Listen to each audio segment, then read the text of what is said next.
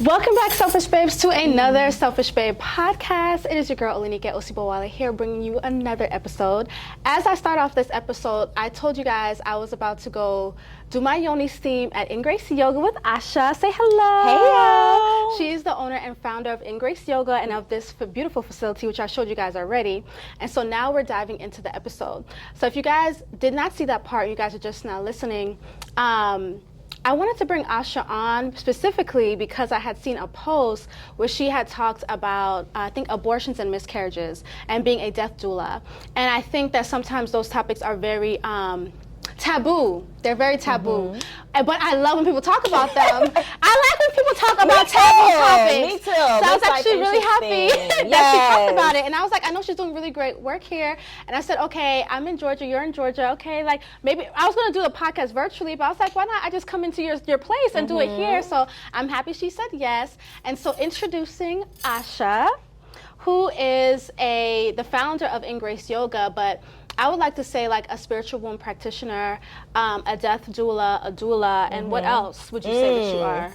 Okay, hey y'all, hey Selfish Babes, I'm Asha. So I was just started out this work as a social worker and a psychotherapist. That's how I came into it. So I still call myself a spiritual social worker. Yeah. I believe I do mental health and spiritual work, but in a different way, not necessarily in the therapy room, but wherever I go, sweetie, is the therapy room, right? I feel the same way about that. Yeah.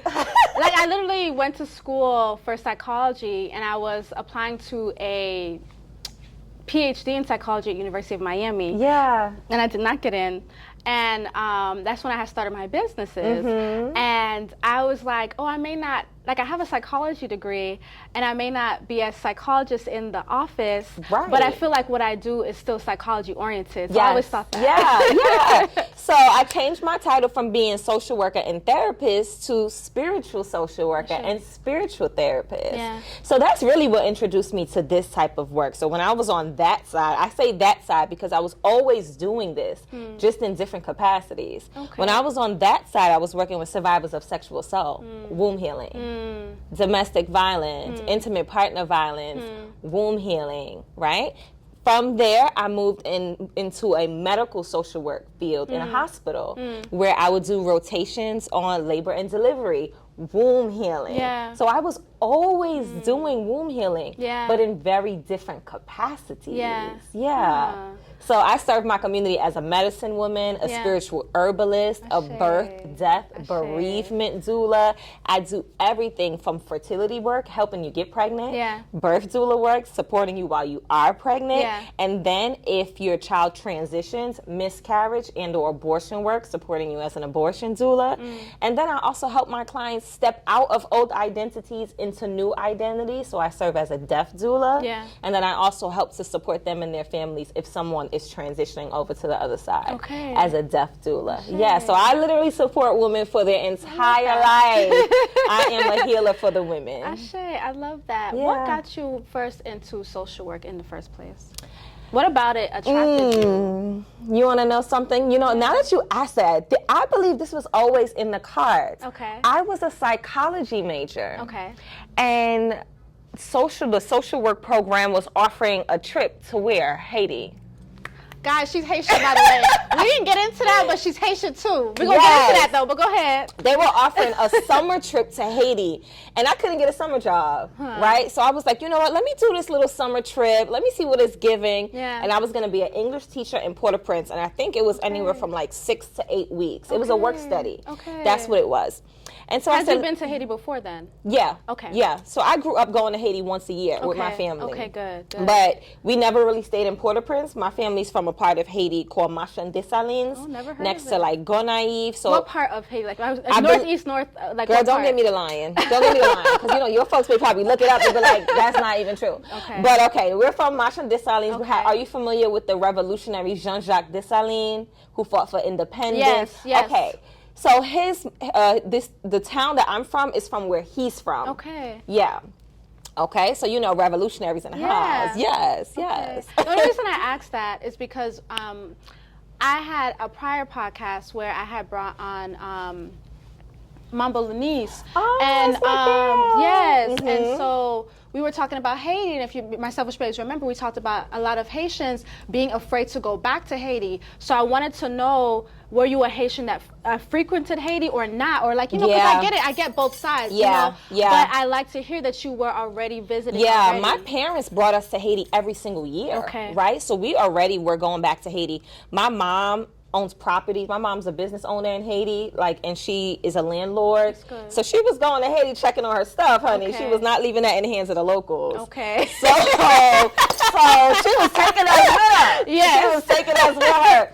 So I understand too, like Haitians say, like, you know, it's not safe, but we grew up that way, going back to Haiti. And then my family has political connections. So we were able to maneuver through Haiti the way we want to maneuver through Haiti. A little bit of privilege. A little bit of privilege. And it's okay to use it. It's okay to use it. Yeah, a little bit of privilege. So for me, Haiti has always been a safe place. It's not until like recently where I'm thinking twice about going to Haiti. But for my entire life, Haiti has always been a safe space for us. So I went to Haiti, and when I went to Haiti, I was like, oh my goodness, I love what I was doing.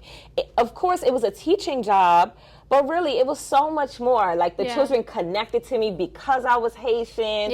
I was there translating, you know, between the teachers and the other teachers, with like a cohort.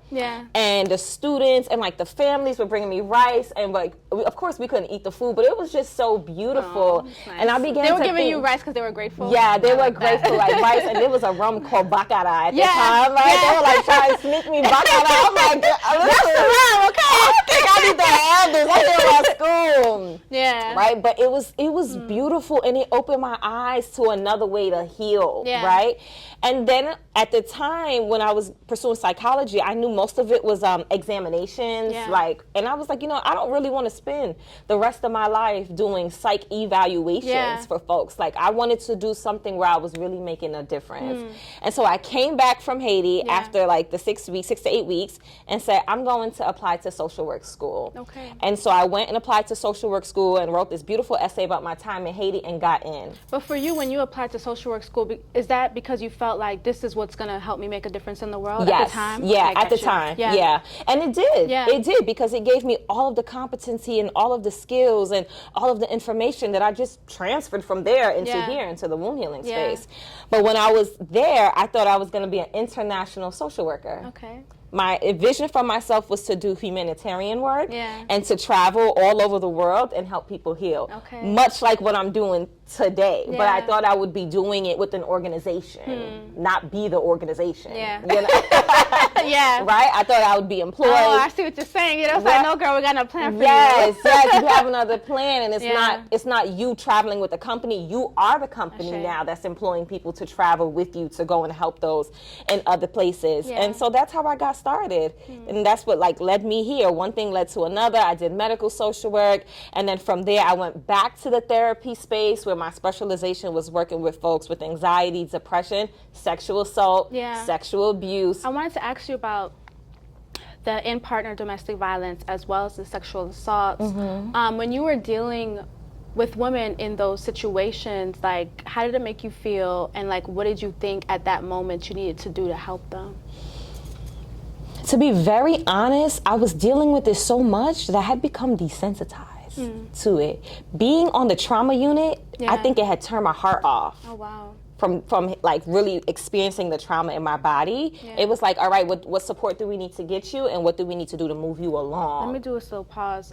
This is a trigger warning for anybody that may have experienced sexual assault or domestic violence. We're probably going to be talking a little bit about that, and so if you feel like you're going to be triggered, I just want to do a little trigger warning before we continue the episode.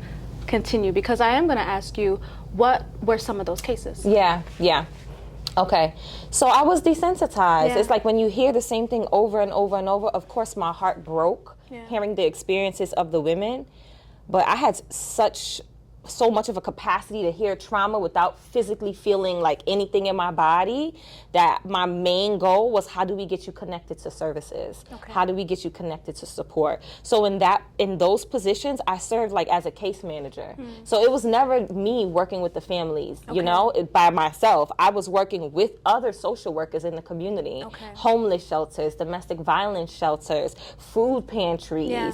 I was working with other psychotherapists, right? Like we would shelter the mom and like have her with so many wraparound services that like her abuser couldn't find her. That's good. Right? Like we gave her and her family different cell phones. We even relocated them too in some cases. Wow. And I was with the families throughout the entire process. Okay. And if they were going through like child support issues, I was there at court. Okay. Oh, wow. Too. But I can't say in that time I was feeling deeply. Yeah. Because I had so many of these cases. Yeah. It was like, how do we get you safe? How do we get you housed? Yeah. How do we make sure your children are safe? Yeah. How do we make sure your children are housed? How do we make sure your abuser doesn't find you? I don't think in that space I had the space and time to feel. Yeah. Because I think if I would have felt, I would have been so damn heartbroken. Yeah. Definitely. I would have been in pieces. Definitely. Right? And then after, when they would like transition to the housing, then I would feel. And I would feel like everything. I would sit home and say, oh my goodness. Yeah. It sounds like, you know, when somebody is experiencing something that's really rough, like let's say that there's a national disaster that's happening right now. All you're thinking about in that national disaster is how to get to safety and, you know, where you can go. Yes. And you're just on go mode. You're on go.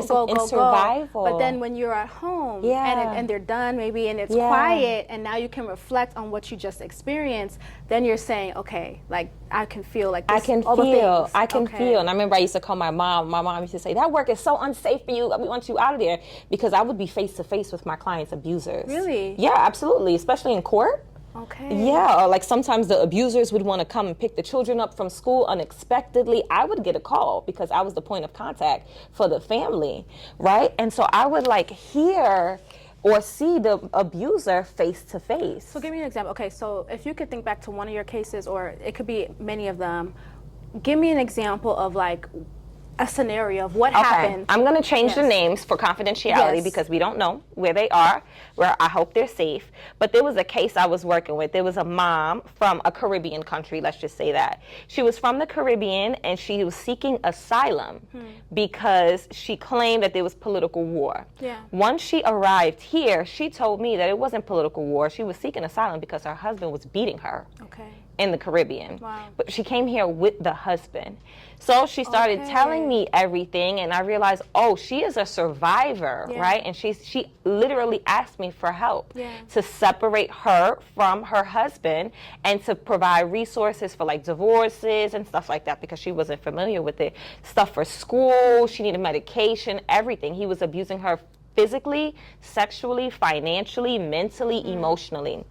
And so as her social work and case manager, that was my responsibility to connect with my community partners to get her the support. Yeah. So much so I connected her with the immigration attorney. Okay. She was able to work with an attorney and I was her support at court too. Yeah.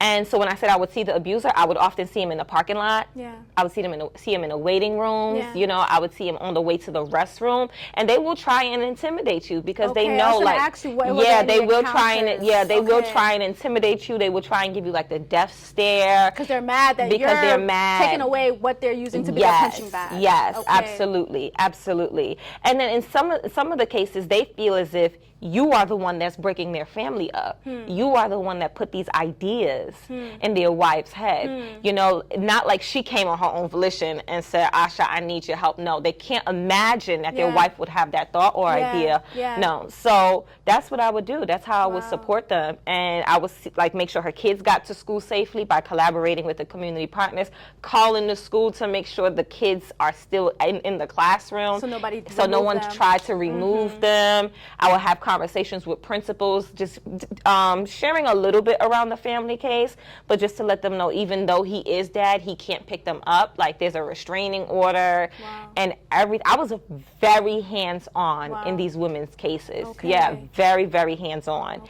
And it took a shift with me getting into the spiritual work because I realized there were limitations to it too. Like what you can and cannot do? What I could and couldn't do, and then also what I couldn't say. I felt the same way. That's so funny. Like literally when I was thinking about being a psychologist, I had worked at a alternative girls high school. And when I was sitting with them, there's some things I just wanted to say. And I was like, bitch, I can't even say this. I can't talk to you the way I really want to motherfucking talk to you. And I don't know if this is for me. Yes, there were just things I couldn't say. Like, there were times that I knew they needed a yoni steam. So just really quickly, my family is full of natural healers. Yeah. Okay. So I grew up in a very spiritual family. My family has roots in voodoo. All my life, that's all I've ever known, right? Let's hear the positive ones. Yes, that's we all love I've it. ever known. I've only known spiritual herbalism, folk medicine, natural healing. So sometimes the woman will come to me and say, you know, I'm having uterine pain, and I want to say, girl, get you a yoni steam. So but that wasn't appropriate in my role to say, get a yoni steam, sit over the pot, do this, do that. You know, that was not appropriate. Or there would be times where they're talking about emotional pain and trauma, and they were working with a therapist, and I wanted to support them to say, baby, I need you to get in a spiritual bath. Yes, I need you need cleansing. You need a cleansing, right? And I just couldn't say that. And I remember being so frustrated because I was like, healing has to be more than this. We have more than one body. Yes. Right? It's more than just the logical. It's more than just paperwork. It's more than that. It's the spirit. It's the heart. And I was able to feel at a certain point, like that feeling came back because I started going on my own spiritual healing journey. Yeah. And I was doing Reiki with my Reiki healer at the time, and she was like, I don't know if you are taking on your client's stuff, but your heart chakra is blocked. Oh, gosh. So I was doing work in the back end too, just like healing myself. So when they would come in, I would feel like their heartbreak and their pain, and sometimes like their soul disconnection. And I wanted to say, get you a rose quartz. Yeah. Get into this bath. Take a white bath, right? Like do your Ori cleanse. Like I wanted to tell them all the spiritual things that we did it back at home to bring all parts of ourselves together. And it just wasn't appropriate. And so I feel like God pulled me out of there and said, you're going to do it, but now there's less strings. Yeah. There's less formalities. Yes. You're still going to do it the way you've always been doing it, but you're going to have the freedom to give all sides of healing, mental, spiritual, emotional, psychological, without there being limitations. Oh, I just love that, you guys. OMG. I just love, especially when you talked about voodoo, like I just love that, hearing about that, because when I had went to Haiti probably like 2 years ago, and I had met Mambo Lunice and just seen the rituals and things, I said, because I've always wanted to go to Haiti, by the way. Yes. I've always wanted to go, but I said I never wanted to go by myself. And so when it was brought up that I can go with a group of Black women, I said, oh, I'm taking this and we're gonna go. And so we were in Jacmel, and it was just beautiful. It was so beautiful. I loved it. You guys know, like, we practice other things other than Christianity. No shade to Christianity, but love to talk about the other things as well in a positive light. So I just love to hear your connection to that. That's really, really beautiful. And as we talk about that, let's talk about your Haitian roots, because as I walked in, I did see her altar that she has with the Haitian flag. So tell us about the connection to your Haitian ancestors, or just your ancestry. Okay. You know, some folks will say, this is not Haitian, this is Haitian voodoo. But the home I grew up in, we were always connected to our people.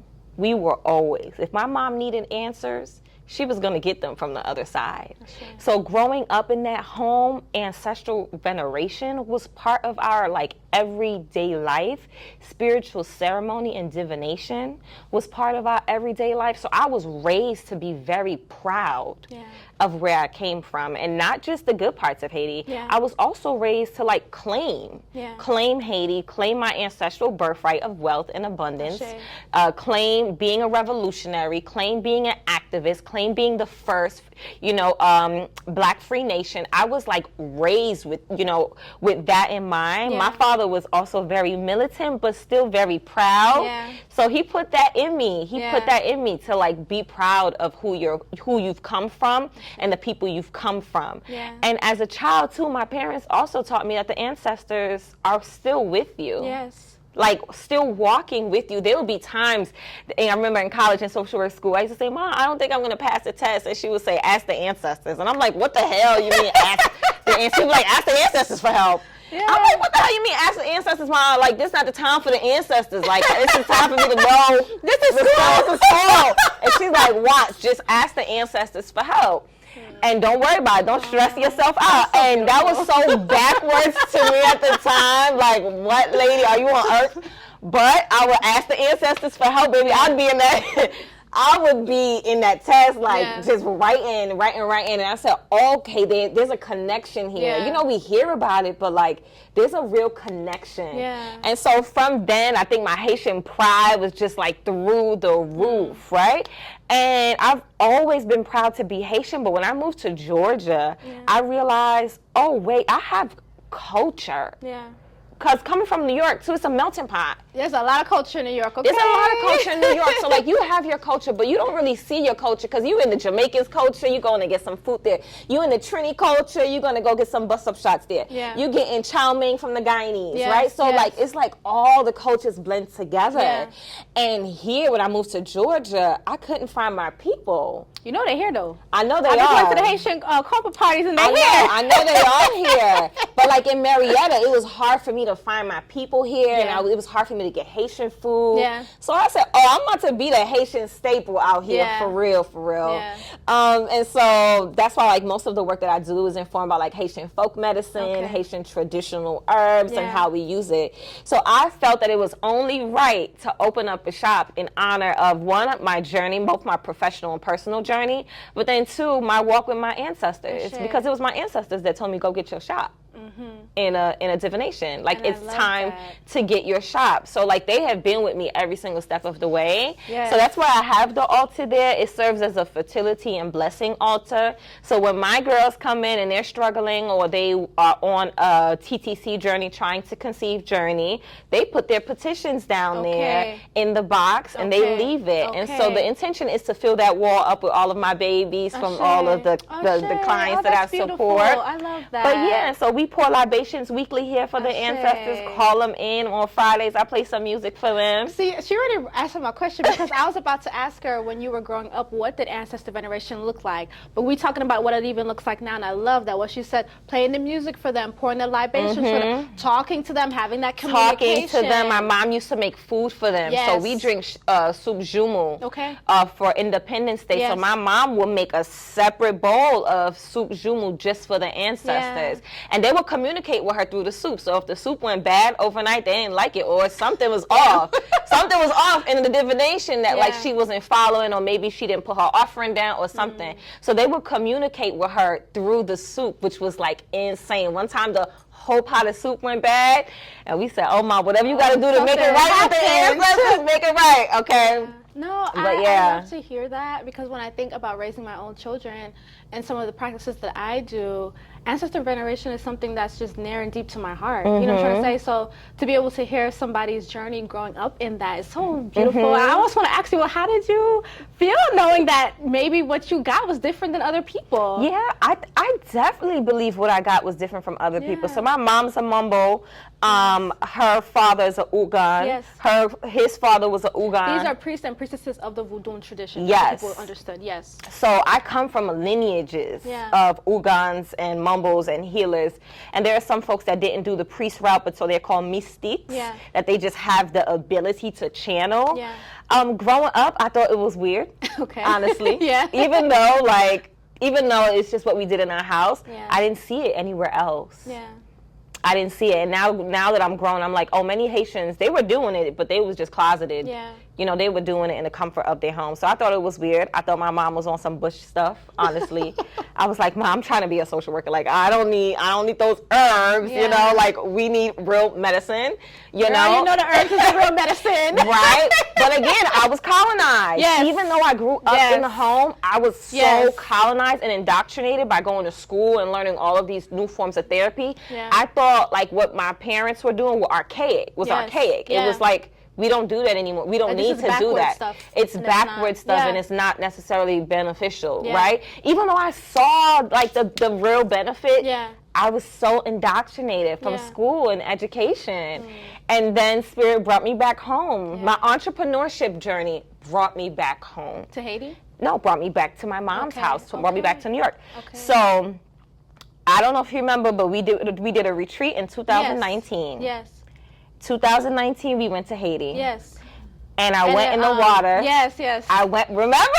Do you remember? What's the part of the place we was at? We were at Labadie. Yes, we were in Labadie. Go ahead. I went in the water and released the offering to La Silene. Yeah.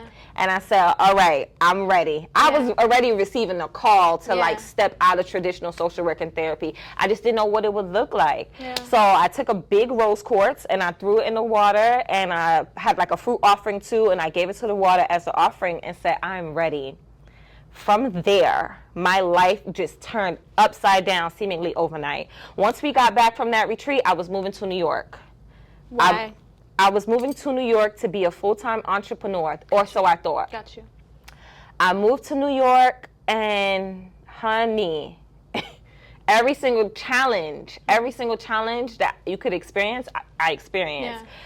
Now I feel that spirit had me move back home to learn that same bush medicine that I did not want to know. Yeah. I had to learn it from myself because I had to become the next iteration of my mother. Okay. Now, a couple years later, I could sit back and say, I thought it was to be a full-time entrepreneur. Oh, no. Yeah. It was because I had to go to the source to learn these herbs. Because and so when you were in New York, you were with your mom? I was with my mom. And you were learning stuff from your mom? I was learning stuff from my mom. And I was there for about 3 years. Okay. And at a point, my mom said, it's time for us to go to Haiti. Okay. And I was like, what the hell? Yeah. She said, it's time for us to go, like literally. Yeah. So I left. This was around Christmas 2020 or 2021. Yeah. Yeah. So I probably moved back to New York at the top of 2019. Yeah. We went to Haiti. And that's when I learned that my parents own large acres of garden. Wow. Of a garden. And I was there for 21 days. And in those days, I believe that I got initiated into the path of folk medicine because I sat with my elders every single day. And they taught me every single bath they knew. Wow. And all of the spiritual formulas and recipes. Wow. And yoni steaming. Wow. And they taught me doula work. Wow. They taught me how to support women with fertility issues, everything. Question, when you were having those conversations with your elders, did you have questions, or were they just giving you this information and you were receiving it? I believe it was a sacred assignment because I don't even think I had one question That's for real. That's what I was asking. I'm like, okay, because my mom told me it's time to go to Haiti. I went to Haiti. She had her people come over. Literally, like I thought I was going for a birthday trip. Yeah. Because I'm Capricorn, so it was around that time. So I'm like, oh, I'm going to Haiti for my birthday. Yeah. Child, it was a whole initiation of sorts. Okay. She had her mystics come, they performed divinations on me. I'm like, Mom, I'm trying to go to the pool. Like, she probably had like a dream or something. I believe she had to bring you to I believe and so. She had to just tell you to go. Yes, yeah. I'm like, Mom, we're really trying to go to the pool for real. Like, can we do this later? She's like, what? The spirit is here. You're gonna tell the spirit, can we do it later? Right? So like she had her mystics come, they performed divination for me, and once the divination was clear, in Haiti, we call them from shy or like a midwife, right? Once it was clear that like that was the path for me, immediately I was at the garden like the next day, learning everything like the next day, right? So like that's how we move. We divine first, and then we take an immediate plan of action. Yeah, and that's what I love about divination or other forms of spirituality that people may have lost, don't practice, or may even deem evil. These are spiritual tools that will enhance your life and guide your life, right? Divination is used to help you guide your life, especially in the midst of confusion. And so just like you said, you got the divination and immediately the next day, like I was action, moving. Action. And I'm gonna tell you something. Some people can get readings day in and day out and not do one motherfucking thing. And I hate that. Just like people can take all these damn plant medicine journeys and not do shit with their life. If you get, the thing is to use the tools to do the thing. Yes. Don't just keep going back and back and back and not making no action. So yes, congratulations to you. Thank you.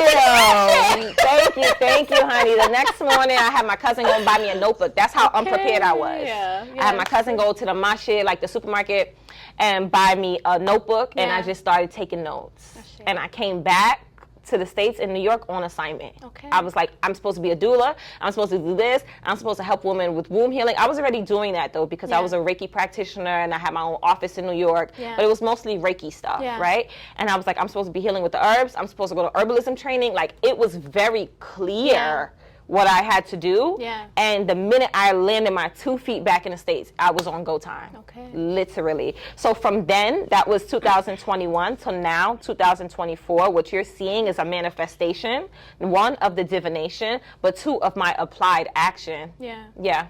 Did you always feel like you were going to have a physical space, and how do you feel having your physical space? Yes, I always felt that I would have a physical space, but I thought I would sell crystals. Okay. I thought it would be a crystal shop. Okay. Yeah.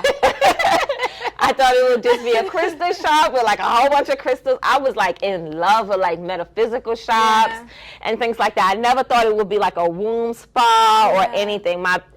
My vision could just see a crystal shop. Yeah. That's it. I never thought I would have herbs or I never thought I would be doing like yoni steam. Yeah. None of that. I just want a little crystal shop, but I always saw that it would have a practitioner space and then it would have like a retail space, right? So when I walked in here, I was like, this is not going to be a crystal shop. It's going to be a lot more than a crystal shop, but here's my retail space, and then we have the practitioner space in the back. And how do you feel about having a physical place?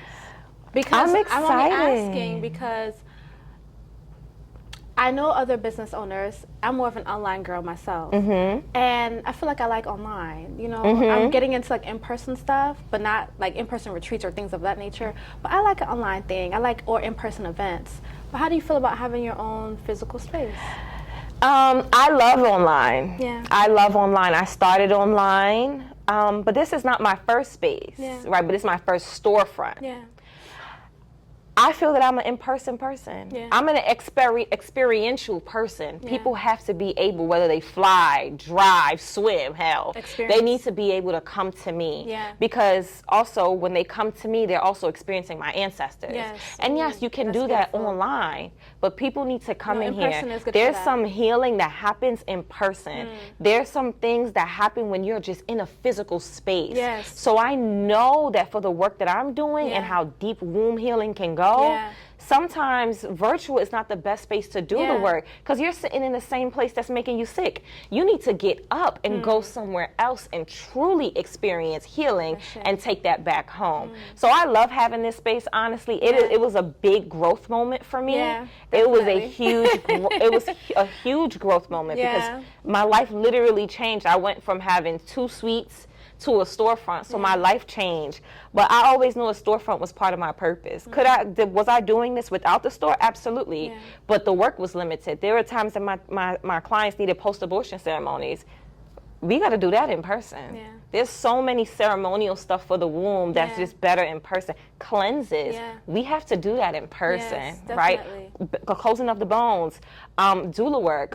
That's done in person. Love it. So I knew I needed a space that people can come to learn and to get that hands-on experience. Make sure if you guys are enjoying to check out Injoy Yoga. Okay. Now, as we go into that, I do want to talk about your connection to spirituality and womb healing, right? Because you guys know I own Goddess Detox now, Evolving Butterfly, and I've talked about spirituality and womb healing together. Like, that's just made sense to me. We talked about Queen of Full, Sacred Woman, all the things. And so for me to meet you and hear you talk about spirituality and womb healing, I'm like, yes, like, you get it. You know what I'm saying? So when did you make that connection that this is spiritual, you know what I'm trying to say, versus like, I'm just going to, if they're dealing with infertility, let's just get some shots or something and try to get that way, versus maybe praying and rubbing and healing and taking the baths or even the candles that you have, you know, that you're selling. You know, how did you connect the two? Growing up in a home, everything was spiritual. Everything had a spiritual basis. So even when we got sick, my mom was doing the divination to see, were we really sick? Or was this a manifestation of something else? So I saw that in my home, right?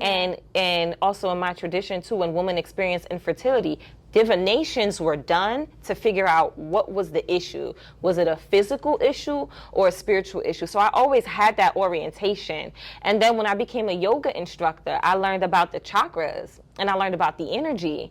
And I learned that when the energy is blocked, stuck, or just not moving appropriately or not moving in a healthy way, it can cause physical manifestations in the body, right? So I had the spiritual experience, and then I had the energetic experience. And then at the time too, I was also studying yoga therapy, which looked at how trauma stores itself in the tissues and in the cells of the body and can have adverse effects on the physical function of the body. Yes.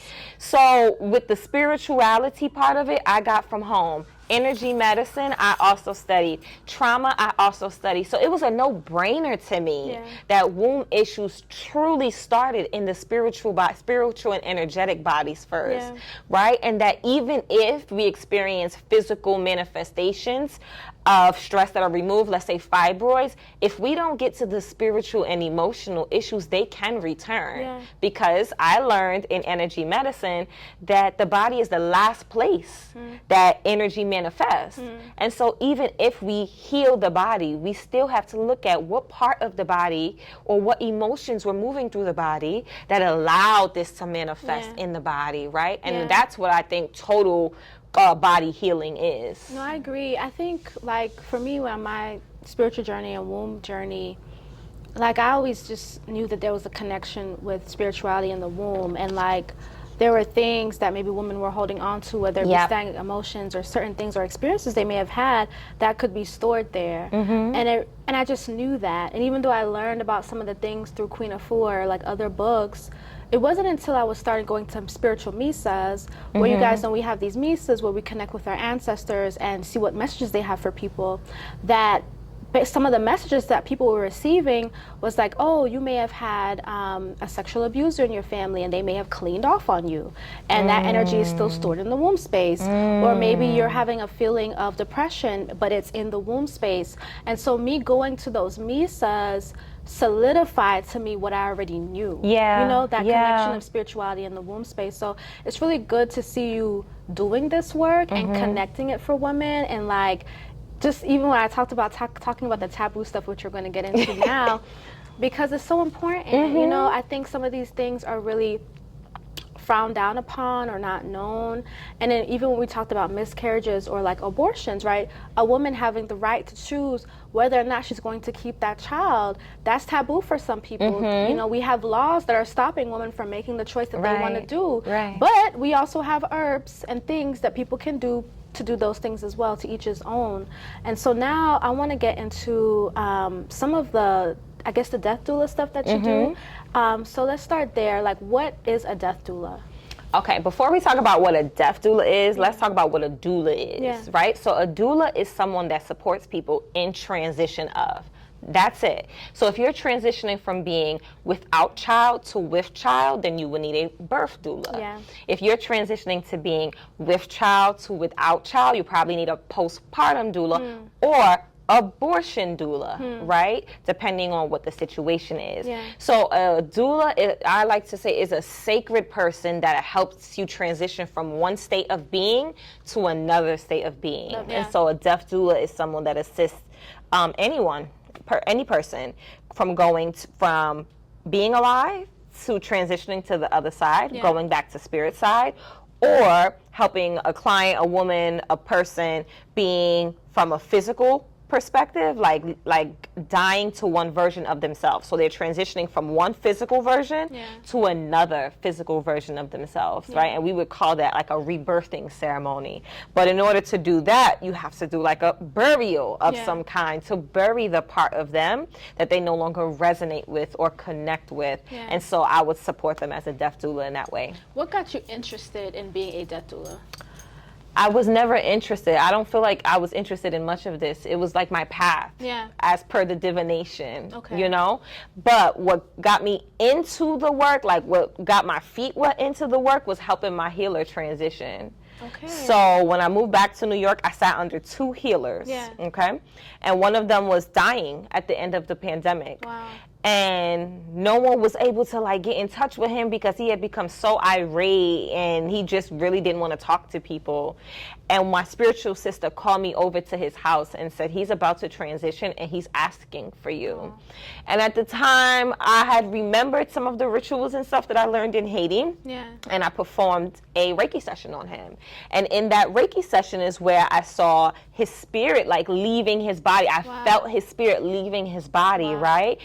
And I was ushering him to the other side. It was like I was just channeling information. Like, it is safe for you to go. It is safe. And I was just repeating that for like an hour. Like, it is safe for you to go. It is safe for your spirit to go, right? Yes. And I think he passed away 2 days later. Wow. 2 days later, but I could see in him when I arrived, like he was fighting. He was fighting to stay alive. Wow. But it was like I gave him that permission to leave. Yeah. And 2 days, maybe a day and a half later, he passed away. I got the call. Wow. So it wasn't something I ever had in my mind to do. I never saw a death doula training and said, I'm going to be a death doula. No, it was something that I was initiated in by supporting my loved one with transitioning. Okay. Yeah. And so how did we get into this work when it comes to abortions and miscarriages? I've always been pro-abortion. Yeah. I've always been that way. I've always been pro. I've always been pro, do whatever you feel like is best for you. Yeah. I've always been pro that, right?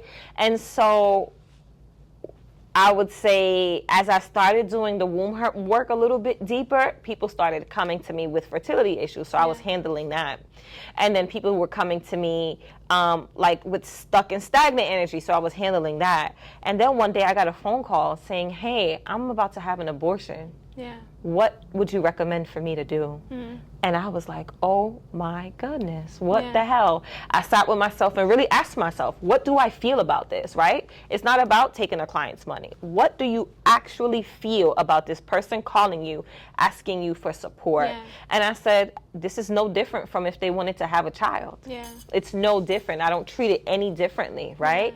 Yeah. And I remember saying, okay, my personal boundary is that I won't provide the herbs. That's called an herbal abortion.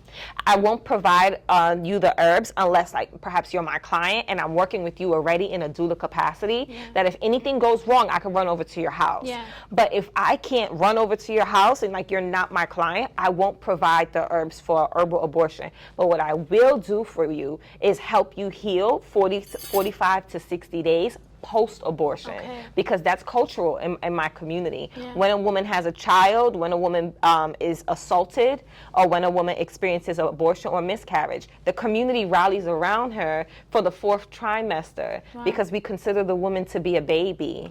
And in that time frame too, we believe that she is closer to death than she is in her waking life, right? And so I said, I'm going to do what is customary to my tradition, and so I'm going to support you post-abortion, post-miscarriage, or baby loss of any kind, right?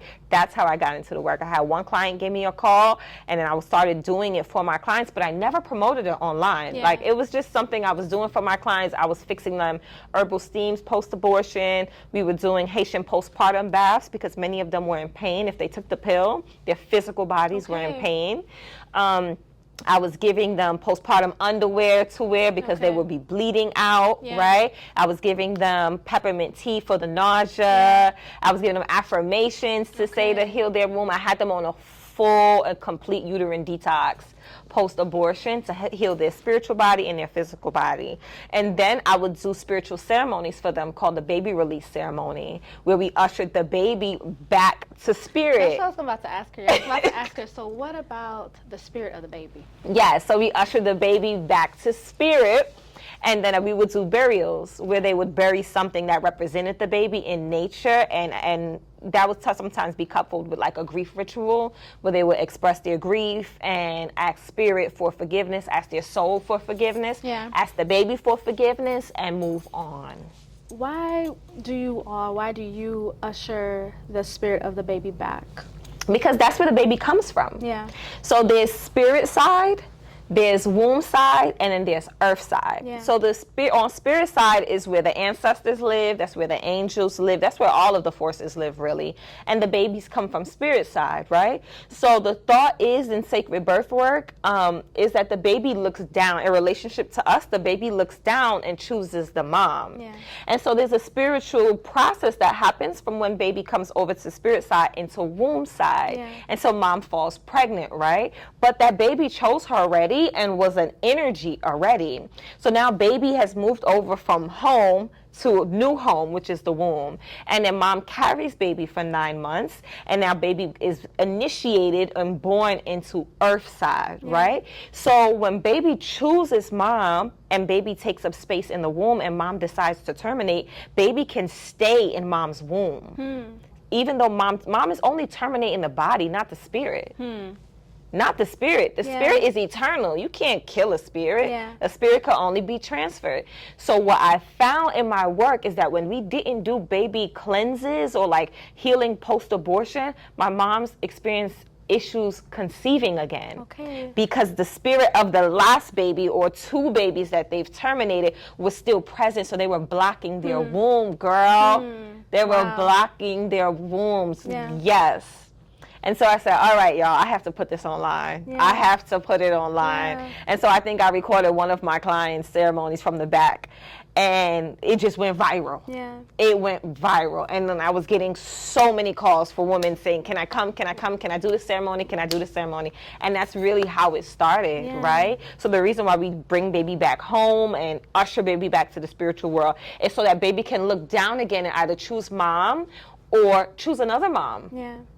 Choose someone else. I've been released and most times have not even been acknowledged. And so because they haven't been acknowledged, sometimes they can cause chaos and havoc in a woman's life. And so not only is she unable to conceive, sometimes her money gets blocked up. Sometimes she has a difficult time emoting. Like sometimes she begins attracting a partner that she does not want. But you see how the womb is connected to every aspect of our lives that people don't talk about. You just mentioned money, you just mentioned relationships as well. When I had my podcast episode about abortions, there was one woman who had gotten a reading post-abortion, and it was said that 2 of her children were still near her, but she never acknowledged it. And so she had to light candles for both of those spirits to acknowledge them so that they can, you know, leave, because they were actually tormenting her new let's talk about that. They were tormenting her toddler, and you know babies are close to spirits, so they could see, they could feel the energy. So let's talk about that very briefly. Are we good here? Yes. If you do not complete a post-abortion or baby loss ceremony, this doesn't happen for all women, but I'm just talking about what I've seen in my practice. Even if you still are able to conceive and like the children of the unborn are not caught in the womb, they can terrorize your newborn because they are angry that they were not born or that they just weren't even acknowledged, right? Like they chose you as the mom. And although I say that the children know that they're not going to be born, they at least want to be acknowledged. They chose you for a reason. They chose you to teach you a lesson. So when you just move on and act like, okay, that's it, you know, whatever, and don't have any sacred rituals around acknowledging them and releasing them, they can become resentful. Like, did you even love me? Did you care about me? Oh, you didn't care about me? Now I'm going to terrorize the one you do actually care about. And that's one of my clients too. She came to see me because she kept seeing her now child that came over to Earthside drowning in a pool with 2 children holding. That's trigger warning. That's very descriptive. Trigger holding the child down in a pool. And she said, Asha, I'm ready to release the 2. And we had to do a wonderful ceremony. It was a beautiful ceremony. To release the 2, and since then she has never had that dream again.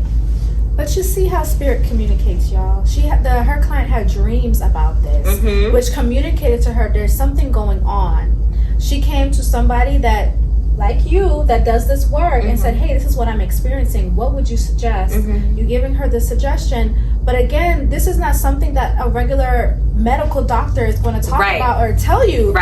Honestly, they probably think it's crazy. If I'm being honest. But when you come to somebody like Asha that integrates the spiritual, that looks at your womb in a holistic manner, it's not crazy. It's normal. It's natural, and there are solutions.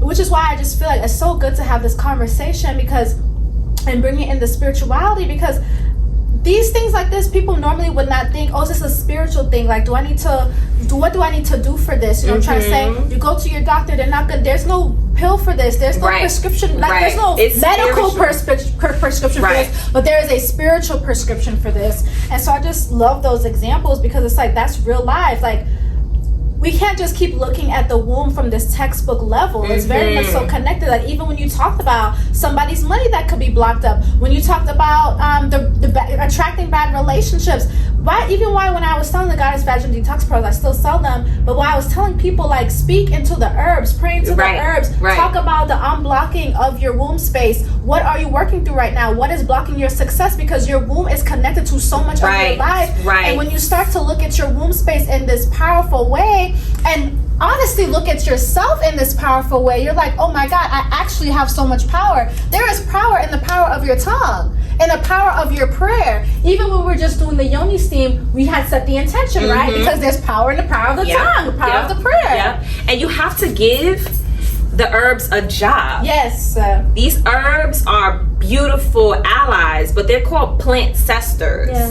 Right? Which means they're listening to you too. The way your ancestors are listening to you, these herbs are listening, right? So before you can get on the steam, you place the hand and you set the intention for what you would like support with, opening up or closing. And then to do this on this Lionsgate portal. Hello. Oh, you know, girl, let me tell you something. We were supposed to record this yesterday, but you're right, girl. We just doing this on the Lionsgate portal.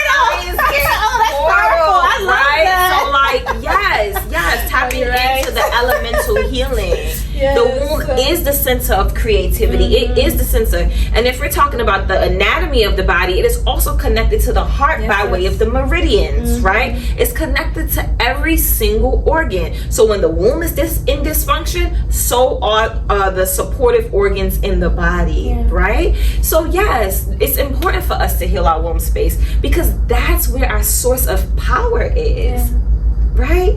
And I could talk about this all day and all night. It wasn't until I connected to my source of power that I was able to even empower anyone. Honestly, it would have been through logic, reasoning, and ego. But this divine connection to your power, that can't be replicated. That cannot be replicated, nor can it be studied and duplicated. It's a you know, in French we say je ne sais quoi. It's an essence to you when you tap into your womb space, right? That you motivate others, not by talking, you motivate them by modeling what life can look like and how sweet it could be when you tap into your own womb energy. Now, I know we had started off talking about like the passing of children, or just passing in general, like death in general, just a part of life. And not only do you do this post-abortion, but you also do this post-miscarriage as well. I'm just letting the ladies know as well. Yes, post-miscarriage, post-abortion, baby loss of any kind. Any kind, so whether it's an ectopic pregnancy, spontaneous abortion, baby loss of any kind. Now let's talk about those women that are trying to conceive. I know we did a little backwards, but I noticed that in her shop she has some fertility candles, and you had also mentioned that some of your clients can put their petitions for their babies, right? You have the babies that have been born, right? So tell us just a little bit more of that, the spiritual work when it comes to fertility. Okay, again, you can petition for your child. You can petition spirit. You can petition for a child to choose you. I'm going to talk about it from two perspectives. Sometimes a child chooses you, but it's just not the right time. Circumstances haven't lined up yet. So think about it like this. If the child says, I choose you, but you need to have a job, and you don't have a job, it's very simple, right? The child's not coming down. I had a case where the child chose the mother and the father, but the child said, I'm not coming down because y'all fight too much.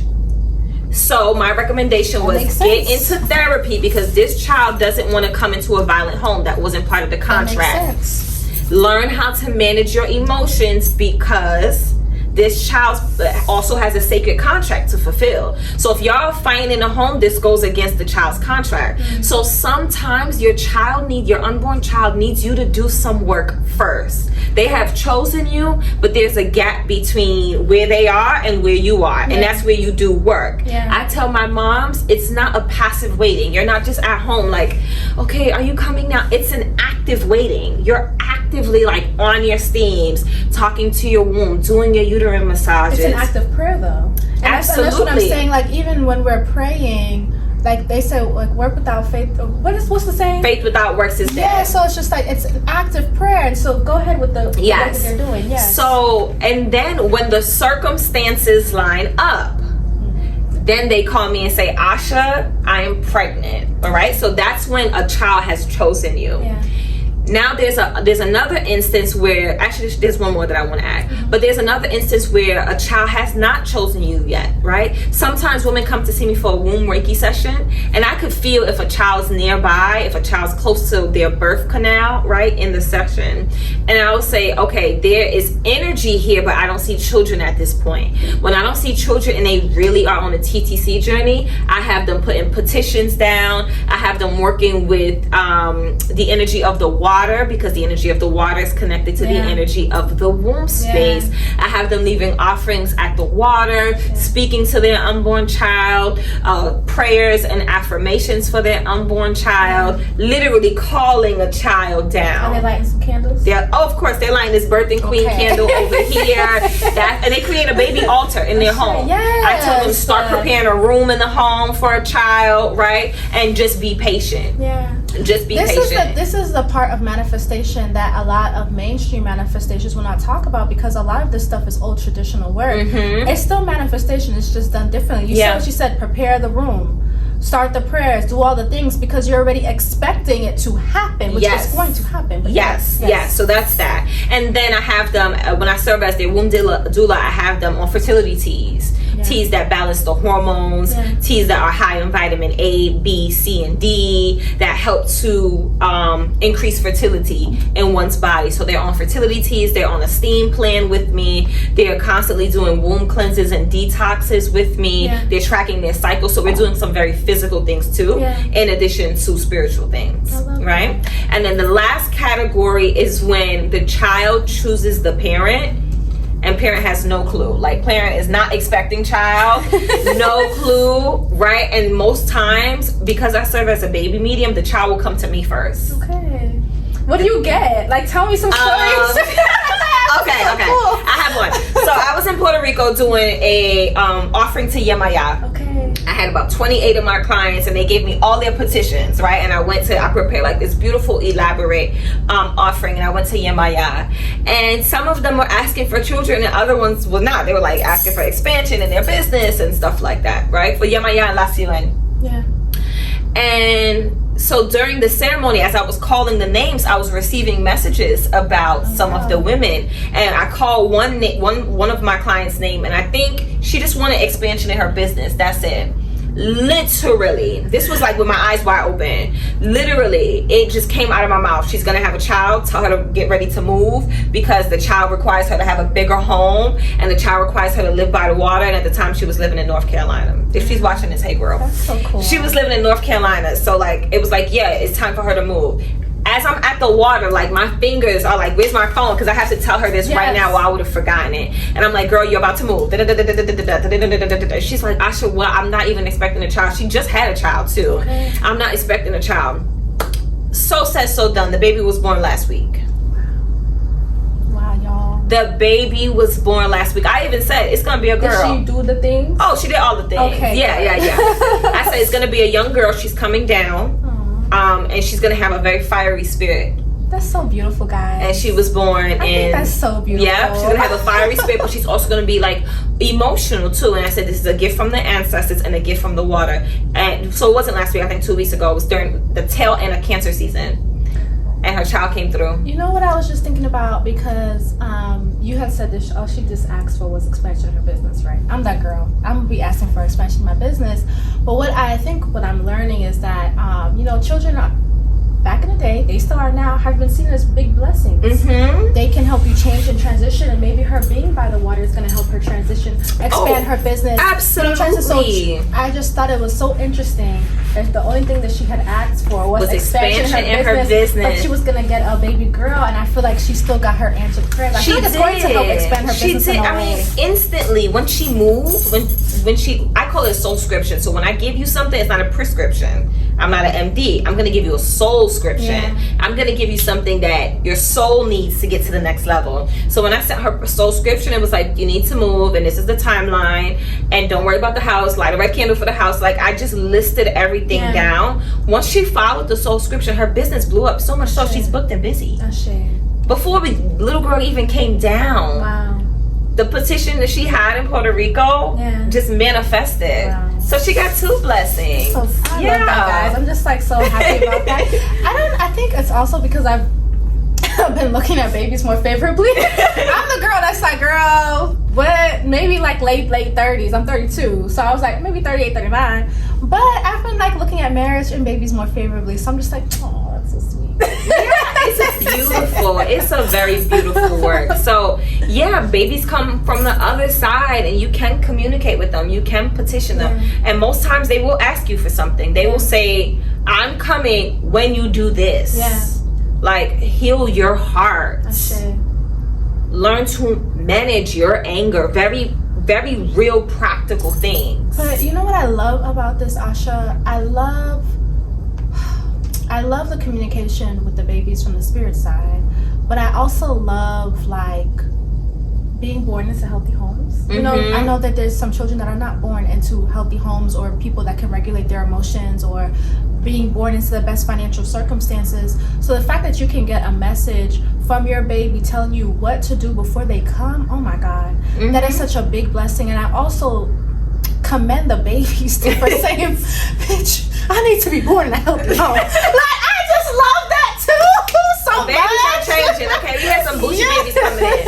And if the baby's connected to Asha, it's a bougie baby coming through. Okay. It's a bougie baby coming through. So what are all the services you provide, Asha? Oh my goodness. So I serve as a medicine woman. So there's an array of services. Yes. Some services I provide based on need for the client, right? If there's spiritual ceremonies, then that's based on need. Now, general services, a la carte services that folks can book, it's doula work, right? So I provide like postpartum closing of the bones, which is a ceremony done post-birth for women. I provide postpartum steams too for women. I provide yoni steams in this space. I provide womb Reiki for women. So when women like are on a fertility journey, or they are pregnant, or want to communicate with an unborn child before doing our baby release, they'll book a womb Reiki session. What is womb Reiki, real quick?